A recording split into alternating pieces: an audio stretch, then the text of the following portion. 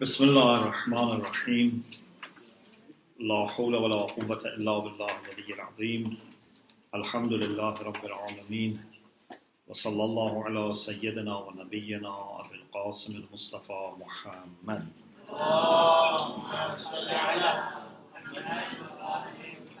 وآله الطيبين الطاهرين لا سيما بقية الله في الأرضين أجل الله تعالى فرجه الشريف اللهم أخرجني من ظلمات الوهم وأكرمني بنور الفهم اللهم افتح علينا أبواب رحمتك وانشر علينا خزائن علومك برحمتك يا أرحم الراحمين. Alhamdulillah, so far we have managed to talk about few characteristics of true followers.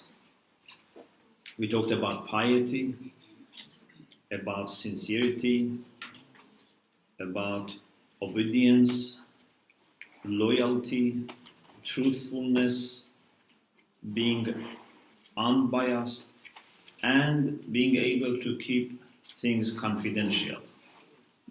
So these are things that we have discussed so far. Now we want to continue with few more. One of the requirements of people who have the ambition of being followers of Imam Mahdi Ajalallah Ta'ala Farajahu Sharif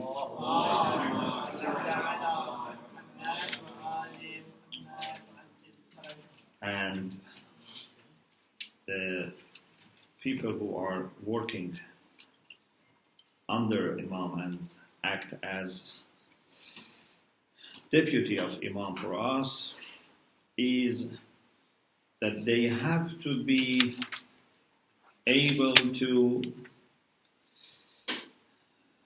think, analyze, and be rational. Rationality is very, very important because we are not following someone who is just, for example, a military commander or a leader in a party or, I don't know, founder of a cult or whatever. If you were following such people, we didn't need to be rational people. Actually, the less rational you are, the better you can follow such people. But we are trying to follow people who are outstanding in wisdom, in rationality, in knowledge.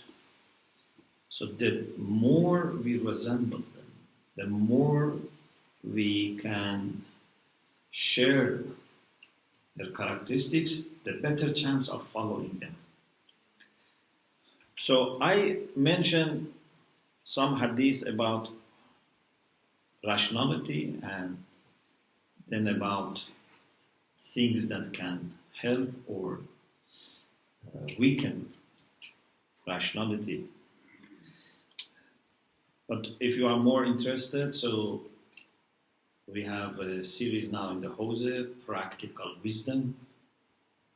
Then we discuss in more details this idea. Imam Sadiq alayhi salam said,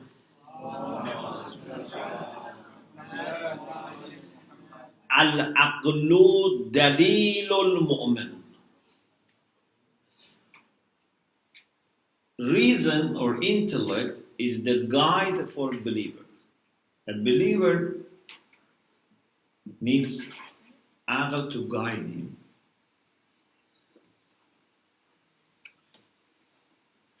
You know that in Aqaid we said we have external hujjah, and that's the prophets and imams, and we have internal hujjah, which is our aql. Aql is internal hujjah. Imam Kazim alayhi salam said, إن لله تعالى على الناس حجتين حجة ظاهرة وهي الأنبياء والرسل والأئمة وحجة باطنة وهي العقل. So the hujjah of Allah outside are the prophets and messengers and imams. Inside is our aql.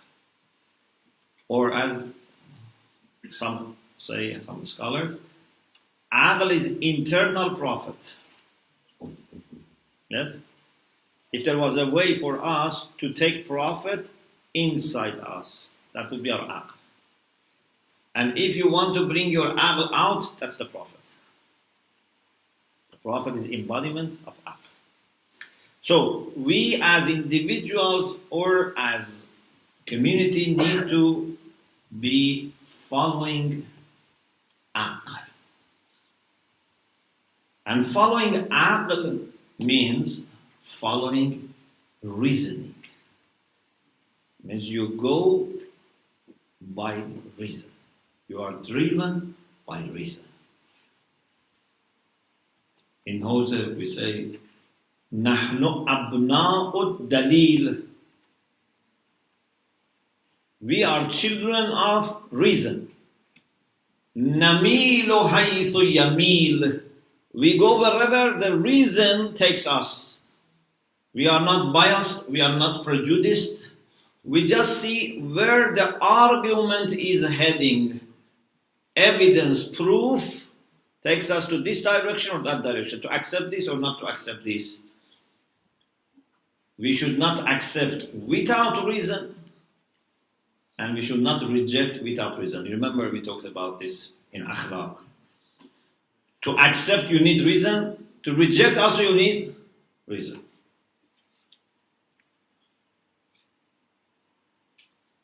We said in previous courses that Ibn Sina says, من تعود على أن يصدق بغير دليل فقد خرج من الكسوة الإنسان.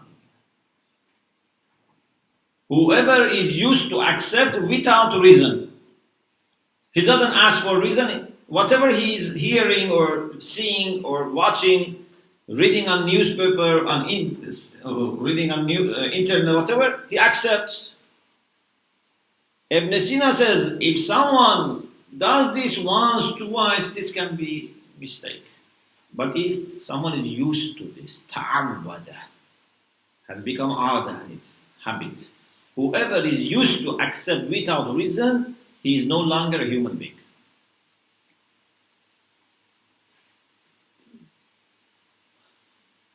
On the other hand, he says, كلما قرع سمعك من العجائب فزره في بقعة الإمكان ما لم يسدك عنه قائم البرهان. Whenever you hear something which looks unfamiliar to you, looks strange to you, don't say it's impossible, don't reject it as long as there is no proof against it. Just put it in the world of possibilities. في بقعة الإمكان, say it's possible. Possible in the sense that I don't have any reason to say it's impossible. So, we should accept with reasoning and reject with reasoning. This is aql. If I very much like something, is it a good reason? No. Sometimes when we want to do something, we try to find 1,000 reasons why I should do this. Or if I don't want to do something, even if I am given 1,000 reasons, I don't believe. This is not aql. Aql is that we make decision based on reason. And my suggestion is, for myself and you,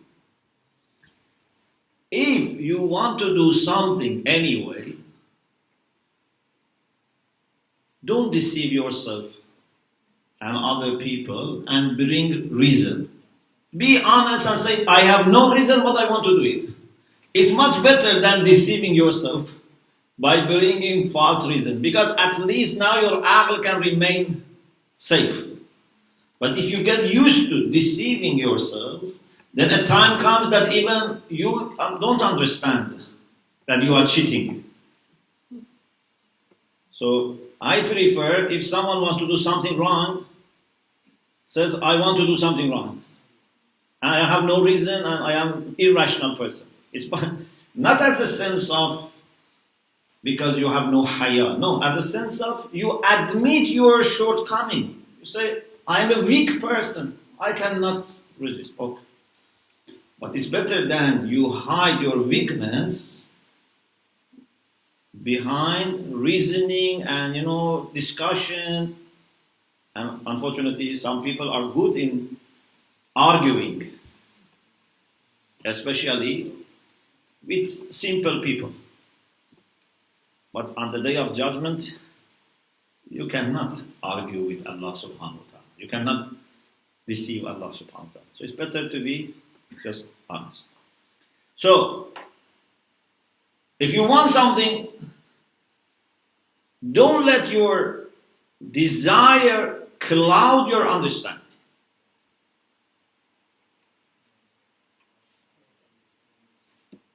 Let me read for you this hadith.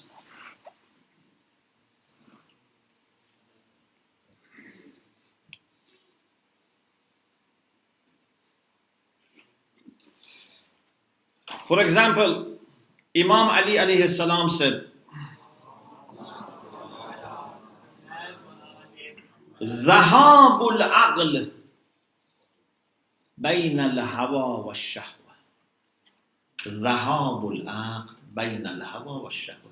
When you desire something and have appetite for something, your aql is gone. You can say goodbye to your aql.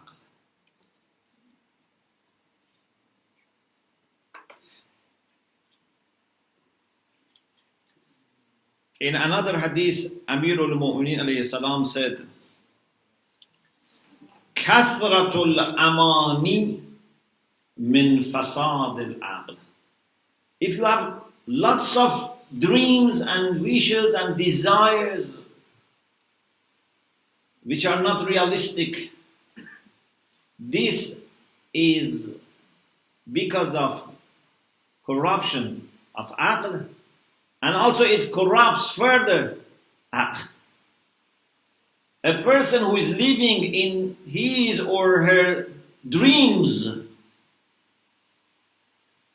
cannot be rational. I always say it's good to be ambitious, but to be ambitious is different from having tulul amal, unrealistic desires. Yeah? For example, I have entered university. It's good that I have the ambition to be the best student of the university. Okay. Then what do? You work hard. You try to spend your time with the hard-working students. You try to read more books. This ambition is good. But dreams is like you don't study and say, luckily, for example, I get the best result. Or you don't study and say, maybe my lottery will win, and I get much better, through lottery and not. So these are things that are not going to help you. Sometimes people nowadays, for example, they see maybe a footballist, an actor, someone on Facebook or YouTube, some of them become celebrity, they make lots of money. And they say, okay, why I cannot be like this? Not knowing that these are things that you cannot plan. These are not the things that work for 80%, 70%, 60% of people. These are rare things that happen. And there is no way to plan for it. You should not lose your momentum for a decent and reliable way of planning and just say, maybe something extraordinary happens, and then I will rise in the ladders of fame and power and money. It's not like that. So, kathratul amani min fasad al-aql. If you have many, many desires and dreams, these are because your aql is not strong and they will weaken further up. Another thing that makes our aql not able to function properly, and indeed this is also a sign of weakness of aql, because anything which is a weakness of aql can make it even weaker, is that you undertake things which are not related to you, relevant to you. Or you go to excess. Amirul Mu'minin alayhi salam said,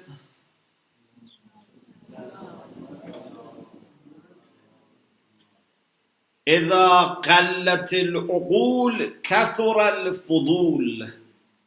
When intellects are weak, then excess becomes more. You spend your time, your energy, your money, your resources on things which are not necessary.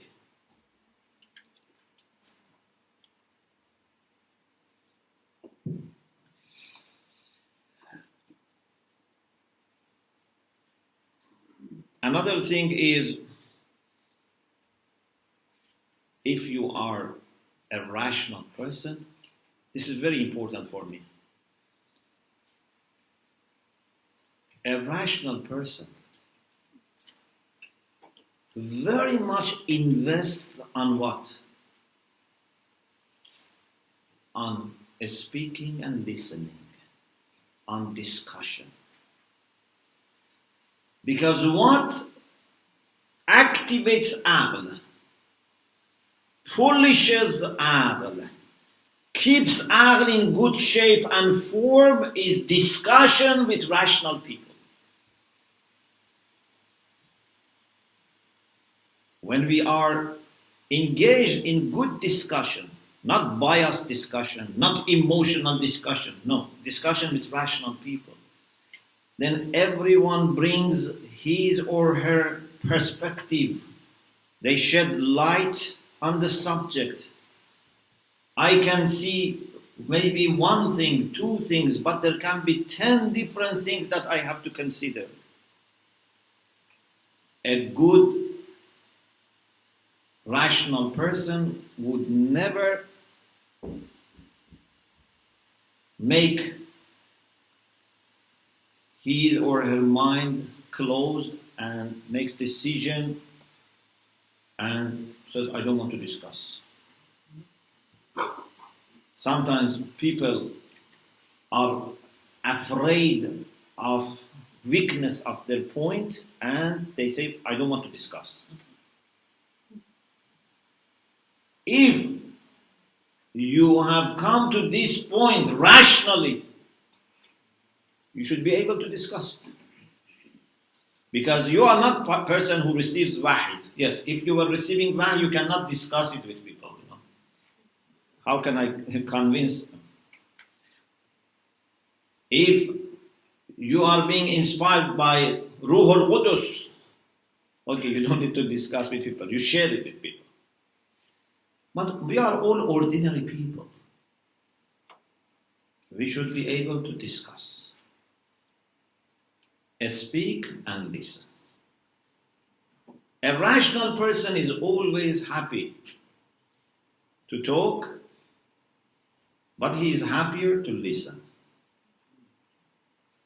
Now you can test yourself to see how you're rational. Are you happy to listen or not? If you are just happy to talk, this is not enough. To talk and listen, but more listening. Why? Because when you talk, You are helping, inshallah, other people to add their knowledge. Inshallah, you are not, shouting at them. You are not, you are helping them.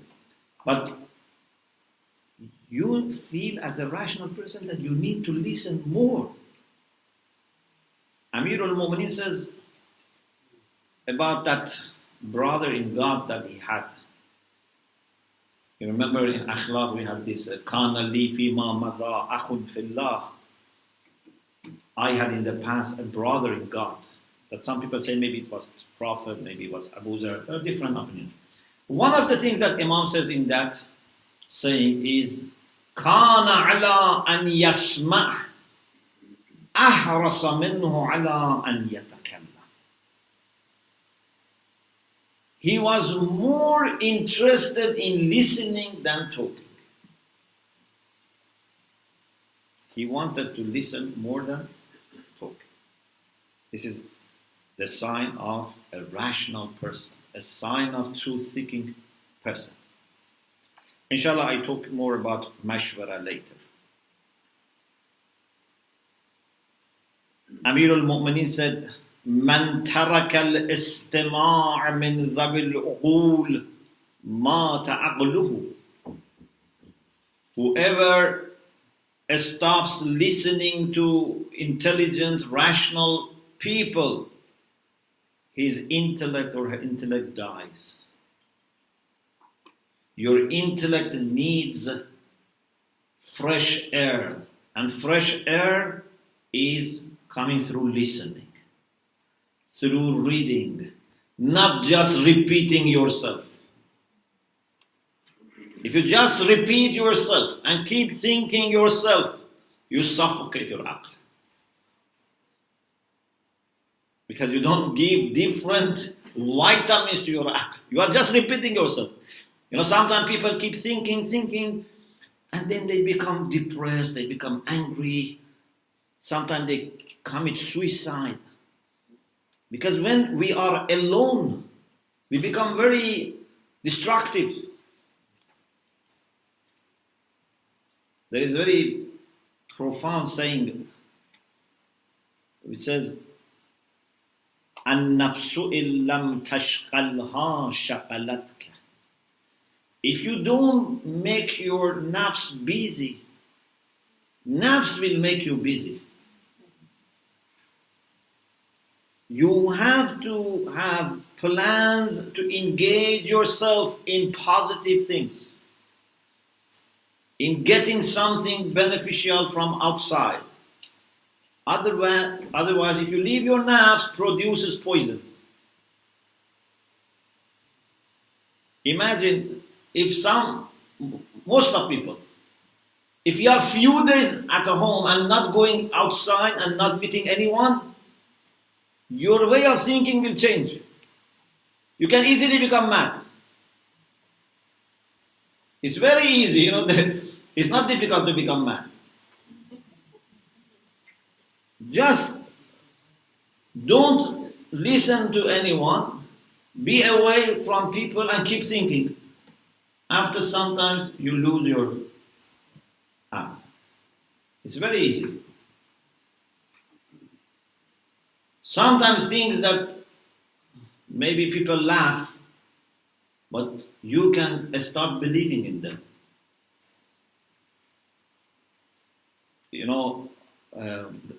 Ayatollah Sayyid Ahmad Zanjani.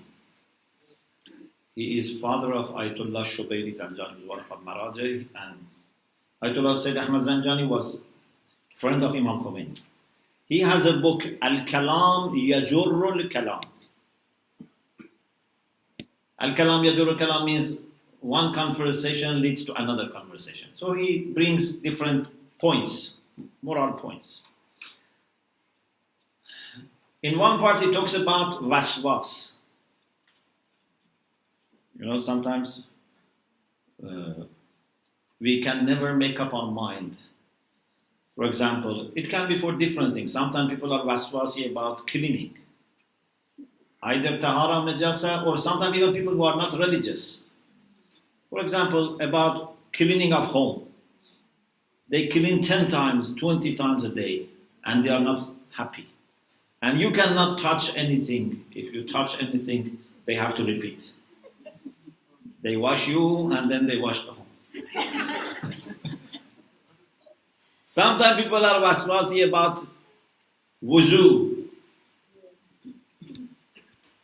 Of course, people are never waswasi about khums. I have never seen anyone paying more khums 2-3 times. It's interesting. With water, it's okay to become waswasi because it's cheap. But khums, no. So, people become waswasi. He says, there was a talabi who was waswasi. I don't know if you have been to Madrasa Fayziyah.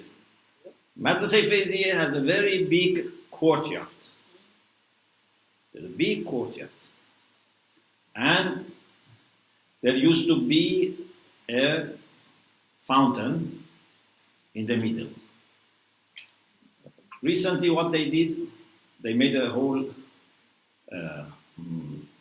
hole in the basement, and then they put the fountain on top of it. So there is now a meeting hall under the fountain. Anyway, this fountain was in the middle of the courtyard, which is big. And a talabi was in first floor. His hujra, his room was in the first floor. So, when people were making wuzu or cleaning, for example, their hand washing near the fountain, in the first floor he was making yaqeen that he has become najis. He was making yaqeen. It is possible. If you lose your rational behavior and start doubting, then a time comes that you can never believe in anything. If you are lucky, it would be in just one category. For example, some people about prayer, some people about tahara, some people about relation of their husband or wife. They have waswas about one thing. Rest of their life, they are okay. But sometimes it can actually go to other avenues as well. So, why? Because we are not like a machine. If you have a machine, it's a matter of pins and metal and plastic which have some resistance. We don't have metal and plastic and this type of things. It's all a matter of your rationality and logic. And if you few times ignore your aql or common sense, little by little, everything goes out of control. It's very important. You can do this to yourself, or you can do this to other people. If you have a child at home, father says to the child, you are stupid. Mother says, you are stupid. Elder brother says, you are stupid. This person feels that he's stupid, and he really becomes stupid. If you are saying you are dishonest, another person says you are dishonest, he really becomes dishonest. Because we are very much flexible. We can change positively or negatively. So, it's very important that we are not ignoring our understanding. We are not just repeating our thoughts to ourselves. Get engaged with other people, listen to rational people, read useful things, keep thinking positively so that you are in a good form and shape.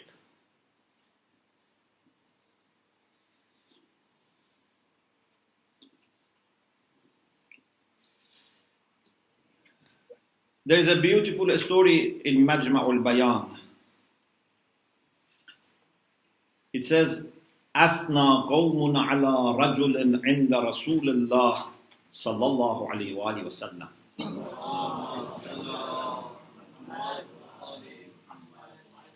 Some people praise someone in the presence of the Prophet. They said he's a very good man, he is, mashallah, praying on time, reading Quran, all these things, fasting, ibadah, charity. فقال رسول الله صلى الله عليه وآله وسلم كيف عقل الرجل. How is his aql? How rational he is? How thoughtful he is? قالوا يا رسول الله نخبرك عن اجتهاده في العبادة وأصناف الخير وتسألنا عن عقله.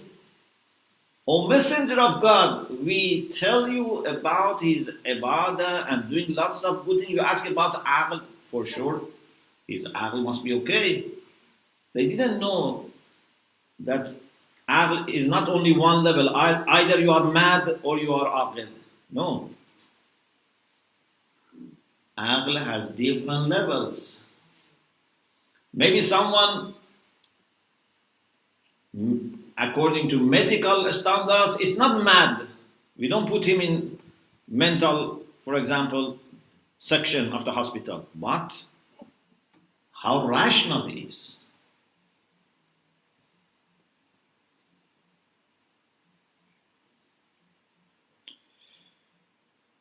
فقال, Rasulullah said, إن الأحمق يصيب بحمقه أعظم من فجور الفاجر. Rasulullah said, sometimes people who are not rational, who are stupid, because of this stupidity, they can cause more harm than sinful people. Sometimes a sinful person harms himself and to some extent other people, but not too much. But when someone is not aqil, there is no limit in what it can do. The harm that someone who is not aqil can cause a war. An unwise politician can cause a war. But someone who is not praying or fasting may not do that much harm and cause harm. Sometimes a person who is not aqil cause division in community. Maybe the community never is going back to normal. Anyway, وَإِنَّمَا يَرْتَفِعُ الْعِبَادُ غَدًا فِي الدَّرَجَاتِ وَيَنَالُونَ الزُّلْفَى مِنْ رَبِّهِمْ عَلَى قَدْرِ عُقُولِهِمْ. Rasulullah said, tomorrow, on the day of judgment, people will rise in ranks and reach nearness to the Lord ala qadr uqulihim, proportionate to the level of their rationality.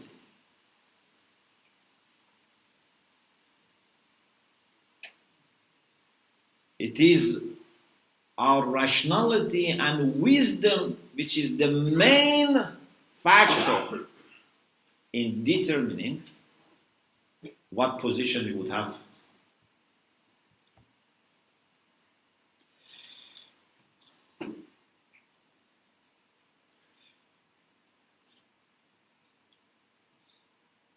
Once, some mu'minin from a city wrote to a marja in Najaf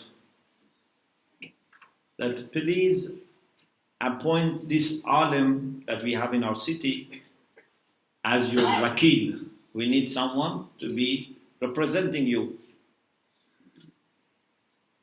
He has knowledge, he has taqwa, he's very good. But no reply was coming.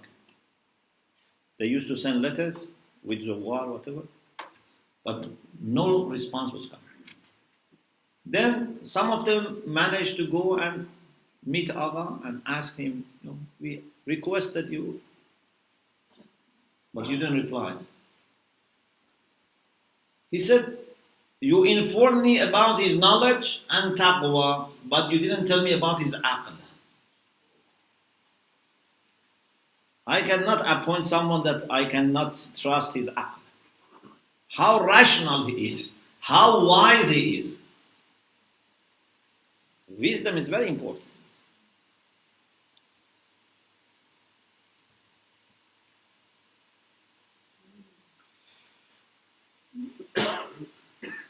Some of the other characteristics of people who are rational, one is paying attention to priorities. Those who are rational are very careful in evaluating aims, projects. Because there are many good things that you can do in the world. But we don't have enough time and energy and resources. So it's not just enough we do something good. We should do something which is priority. So Uqala, rational people, are always looking for priorities. To prioritize is very important. Those who are rational, they are not interested in priorities. They are very interested in what? In rushing in doing something. Because they are not patient. Aql needs patience. You see, for example, sometimes people become elected, for example, to be executive committee, to be president, whatever. Many times they want to do something quickly so that they can leave a legacy. That in our period we did this. Sometimes also they may have good, intention. Maybe they want to get sawab that, alhamdulillah, we did this. But rational people would try to find out what is priority. Maybe we need to spend this whole term, in just planning, so that we know in the next 20, 30 years what we have to do. Maybe nothing will remain from me. People say he didn't do anything, but it's not important. If I have done something good with rational thinking and mashwara, that's important. One of the common problems that we have as a religious people, I'm not talking about bad people, I'm talking about good people, even religious people, one of the common problems that they have is that they are very much thawab oriented. And they think thawab also comes mostly in something which is concrete. For example, you put a brick on another brick, lots of thawab. Or you give food, it's concrete. But if you educate people, it's not priority. Because nothing can be seen. I can say I made this building, and for generations they are going to use this. But if I build iman in heart of people, no one considers this a sadaqah jariyah. So, we want to do something which we get more reward, not knowing that these promises that we have for reward are not the only factors. These are general recommendations. There are lots of other things. For example, great reward for making masjid. Okay. But if we have another masjid already, no reward for making a second. Maybe actually, if you are dividing community, you are going to be punished. In the same neighborhood, we have one masjid, you make a second masjid for reward. There's no reward for this. This wastage, plus maybe division. And many times also we have this problem. So rewards, I'm not against rewards, but first, as we said about sincerity, you should not be driven by reward. You should be driven by your deep sense of devotion to Allah subhanahu wa ta'ala. See what Allah is most pleased with. And secondly, these are general recommendations. Sometimes we know something is more pleasing to Allah subhanahu wa ta'ala, but it is not mentioned in the hadith, for example, because it's something particular that happens now. So this is something to remember. Another problem that I think we have, not everyone, but I think it's a common problem, that we want to see the results of our work while we are alive. I am one of those people that very much like to see some good coming from my work. I don't know, maybe you are also the same, It gives us energy that to see something is coming as a result of our work. But even this should be controlled.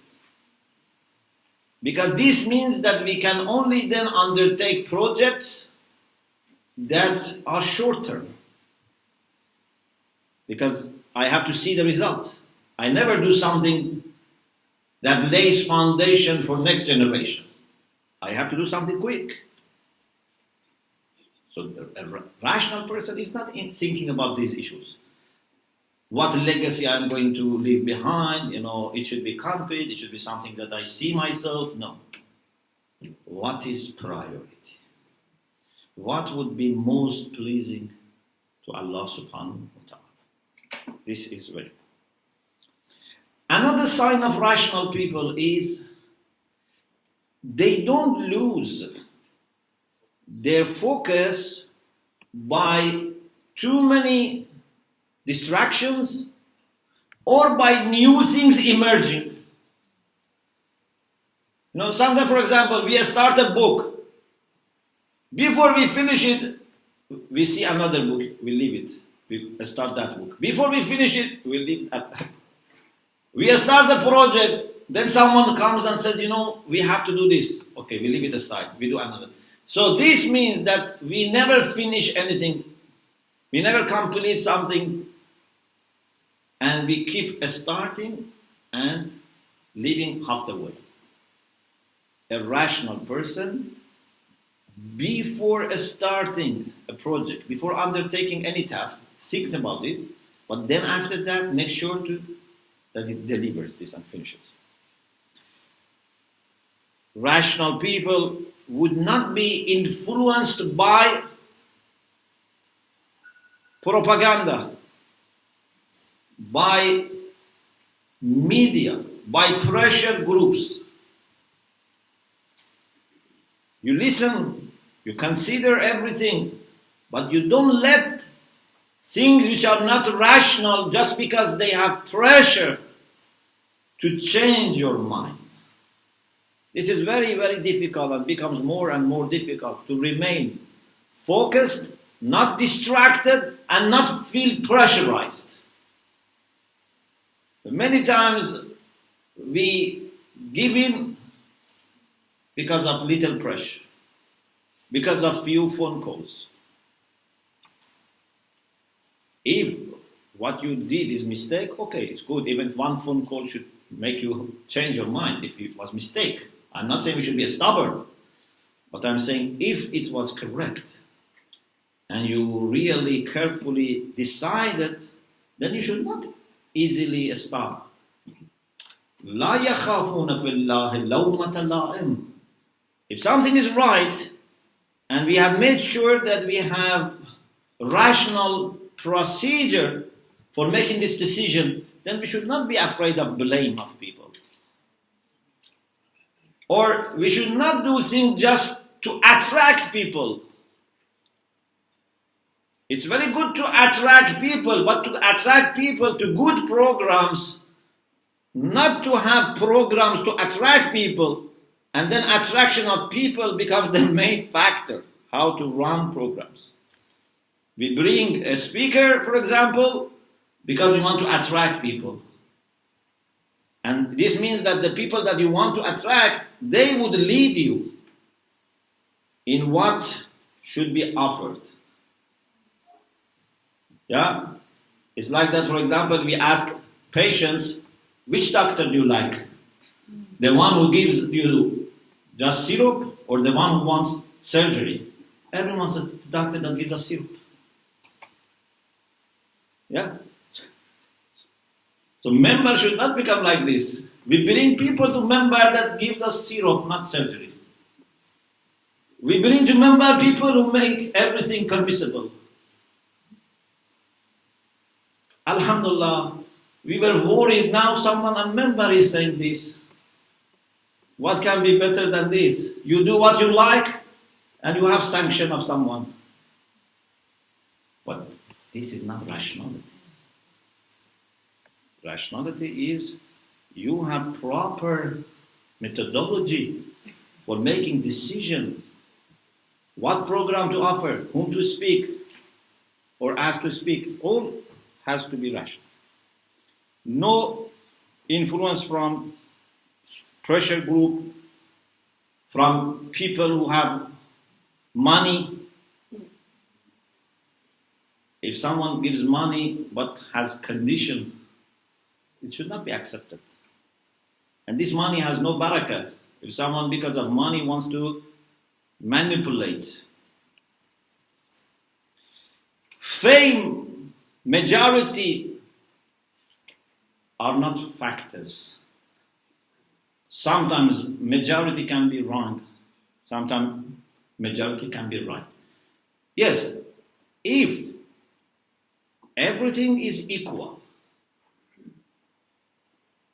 For example, we have a council of qualified experts. Here, of course, majority is better. Yeah, if they are qualified people. For example, you want to take advice from doctors.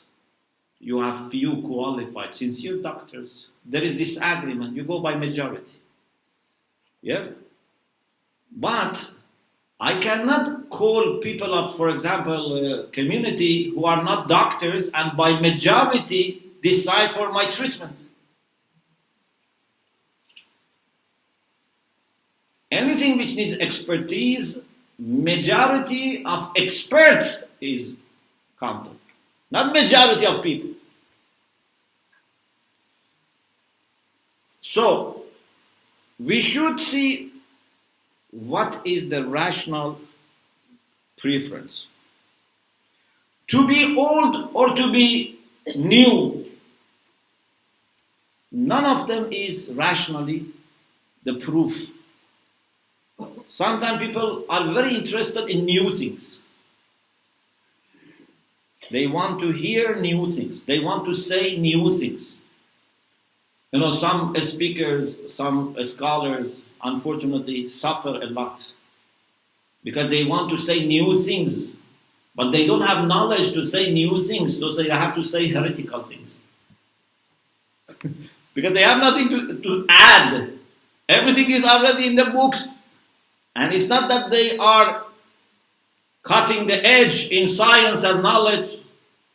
So they make something new by becoming shaz, by becoming, art. No. We are not interested in old or new as old and new. We have to see what is right. If something is right and new, we accept it. We should not be hesitant to accept new things. Sometimes Quran says people did not listen to the prophets and they said, these are new things. مَا سَمِعْنَا بِهَذَا فِي آبَائِنَا. We have not heard from our parents. You are telling us new things. So they rejected them because they are new. But sometimes also they didn't accept because they said this is old. This is asatirul awwalin. So some people didn't listen to the prophets. They said this is new. Some didn't listen. They said this is old. But the reality is that whether old or new, it doesn't matter. Is it right or not? If it is right, we accept it. If it's not right, we don't accept it. I prefer someone reminds me of what was said 1,000 years ago by an alim than bringing something new which has no basis. If something is said by Sheikh Tusi, for example, by Sheikh Saduq, and it's right, alhamdulillah. Actually, when it comes to religious matters, normally, if it has history, normally, not always, gives you more confidence. When something has a history, gives you more confidence.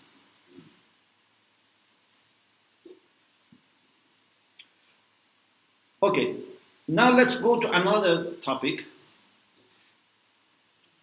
What should be the relation between leader and followers?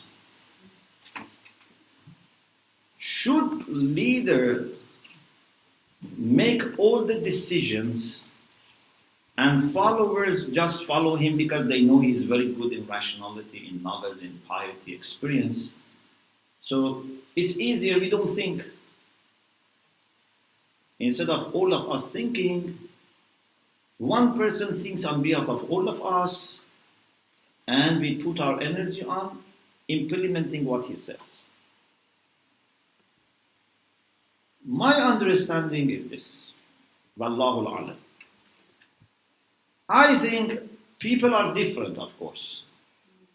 We have different levels of education, maturity, rationality, experience in the people. But I think at least 1-2 levels lower than the leader, we should have people who are also very knowledgeable and very much involved in thinking and analyzing and sharing with the leader their thoughts. And leader would share with them like a circle, like a concept. For example, a very good example in our tradition is in Marja'iyah. Our Marajah normally have a circle of istifta. Who are the people in this circle of istifta? Mostly their own students, sometimes maybe not their students, people that are the same generation as Marja, or students of other people, but normally they're students. But what is important is these are the very knowledgeable people. And any new question comes, any new inquiries, istifta comes, normally Marja discusses with these people. It's a very good system. In this circle, they discuss, but then Marja makes up his mind. But they normally never issue fatwa for something which is very new and challenging unless they raise it in this group. They don't say, these are my students, I don't need to discuss with them. No. Actually, what we have in our Hawza is that teachers love the people in their class that make most difficult questions. If you make silly questions, other students get angry, and teacher maybe will not encourage you, maybe tolerates you, but if you make very difficult question, the teacher will encourage you a lot. And sometimes if these people, they are called mustashkil. For example, they say this person was mustashkil of the lesson of that ayatullah. It's very important. If you can raise good questions. And if ayatullah comes and this mustashkil is not there, he feels very sad. That today there is no one to challenge. You know? This is, I think, very good system. That you raise your ideas with the reasoning. Not just, this is what I believe. No. They discuss. What is rational? What is the reasoning behind this? With people who are one level lower. Okay?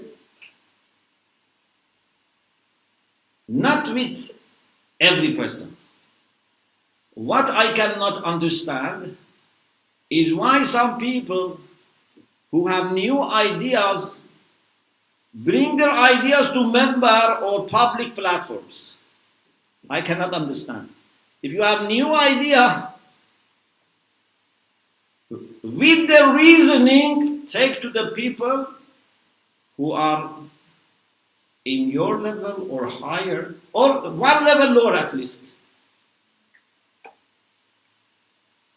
Public platform is not where you bring your ideas and reasoning. Public platform is for something which is mainstream and established.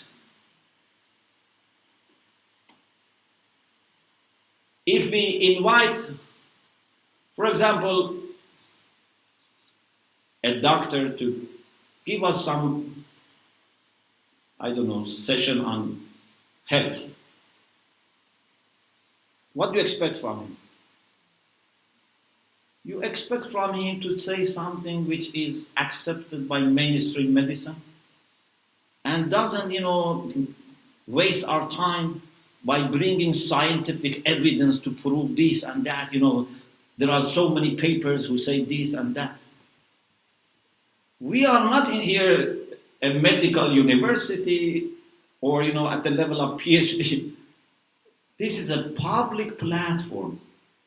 You bring something which is verified already, something which is accepted already, which is endorsed already, which is being practiced already, and give us only the last point, conclusion. So, our maraji, they have this concept of discussing. But with whom? With muqalladeen? What's the point of discussing with muqalladeen? You can just confuse them. They discuss it with the most advanced students. And they are normally mujtahid. And many times these become the next marja. Many times they refer their ihtiyatat to one of these people. Okay? So, my understanding is that this is the Islamic model of leadership. At least one level under the leader should be a group of people who think, who analyze, who get the data, and share with the leader their ideas, very honestly. They don't say to the leader what they think the leader wants to hear. This becomes flattery, this becomes, dishonest. They can be very straight, very honest, and saying everything for one. But they are very loyal. When they go out, if someone asks, what should we do? They just say the view of the leader. Not that they say, he says this, but I have another opinion which is easier. This is not right.